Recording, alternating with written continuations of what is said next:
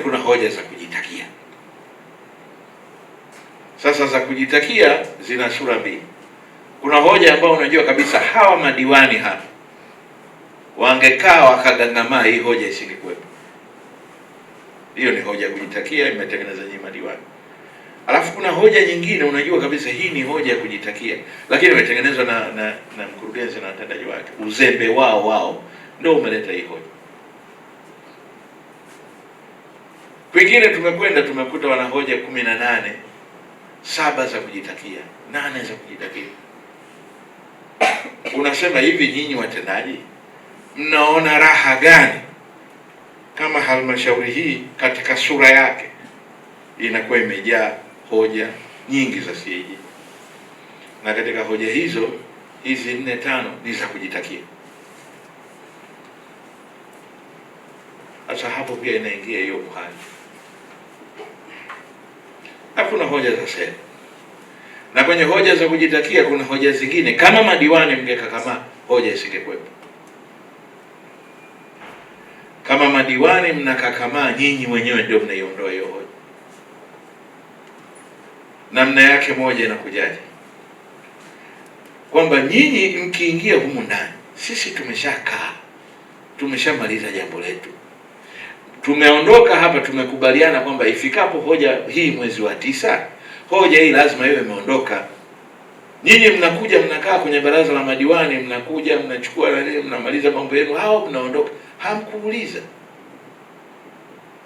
Bwana mkurugenzi, mara ya mwisho tulikutana hapa tulikubaliana kwamba ifikapo mwezi wa 9 ziko hoja zitakuwa zimeondoka. Kwenye zile hoja ngapi zimeshaondoka? Kwa nini madiwani mna haki ya kuuliza na mnalazimika kuuliza? Kwa sababu mwisho wa siku halmashauri ni yenu. Hakikisheni kwamba hii halmashauri inakuwa miongoni mwa halmashauri bora za mkoa wa Morogoro. Niendelee kuwaomba na kuwasifu. Nimeona lile tangazo lenu la karafuu nilisoma pahala. Mimi niendelee kuomba, jamani, utajiri Mungu uliowapa mmoja ni ule wa karafuu. Ichukulie tu kwamba ile ni hazina ambayo tuliowapa. Mkiendeleza itaweza kusaidia na ile halmashauri, baada ya miaka michache tu itakuwa halmashauri yenye kipato kikubwa. Kwa hivyo mimi nitashangaa kuona kwamba katika pesa zenu zile za ndani hakuna kununua miche, sio kitu gani.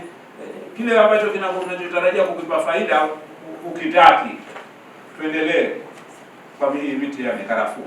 Lakini sambamba na hilo ambalo linakwenda sambamba, mimi na timu yangu kwa mwongozo wa mheshimiwa hapa tulianzisha ule mradi wa Soma na Karafuu. Ile kitu ile mbali ya kwamba itaongeza faida ya mapato na vitu vingine, lakini ukiangalia kindani inapunguza lile wimbi la vijana hawa ambao wanaokuja wanaomaliza shule wawe hawana kitu. Sasa ule mradi mmoja wapo ni faida yake ile kwamba inawapa mategemeo, inawapa tamaa kwamba mtu ana kitu ambacho anamaliza shule. Na ombi langu tuendeleze ule mradi kwa nguvu zote. Kuna hoja moja kwa kweli imekuwa ina changamoto sehemu nyingi, urejeshwaji wa mikopo kwenye vikundi vyetu vya wanawake, vijana na watu wenye ulemavu. Ni rai yangu na pamoja na management kufanya kwa nafasi yao. Na wasii waheshimiwa madiwani, sababu sisi ndio tuko kule, vile vikundi ni vya kwetu, tunawajua au wahusika, tushirikiane na management kuona tunaweka hizi fedha zinaweza kurudishwa. Kama mtu baadhi ya wamemba wamefariki, nyinyi mko karibu kule, mnaweza mkajua kwa ukaribu, au kwa sababu zozote nyingine zile mnaweza mkafahamu, kwa sababu mahitaji ni makubwa kwa hizi fedha. Kwa hiyo tukiweza kusaidia zikarudi, ina maana zitasaidia vikundi vingine, na hivyo vikaendelea kuboresha uchumi wa watu wetu katika wilaya yetu ya Morogoro. Kwenye uongozi huu, kwa umri nilionao na nafasi niliyokaa kwa muda mrefu, nimegundua kazi kubwa tulionayo sio tu kuwaongoza, lakini pia kuwalea hawa ambao unawaongoza. Kuna watu wanaweza wakawa na changamoto katika utendaji kazi. Ukifika tu kama kiongozi ukawa mkali, ukakemea, ukafanyaje, unaweza usipate matokeo. Mimi nimekuwa nikifanya nao vikao, watendaji hao wakuu wa idara wenyewe mashahidi, vikao vya kirafiki sana pale kwenye shida, kujengeana uwezo. Kwa nini tunakwama? Mkuu wa idara, kwa nini unakwama kutekeleza majukumu yako? Tunatafuta suluhu ya pamoja, na baada ya pale tunaenda kuisimamia kutekeleza majukumu yetu, na ndio maana unaona hali inabadilika. Nina uhakika kuanzia hii Julai tunaweza tukafanya mambo makubwa sana halmashauri, kwa sababu tumekubaliana bila ya mapato halmashauri haitaenda.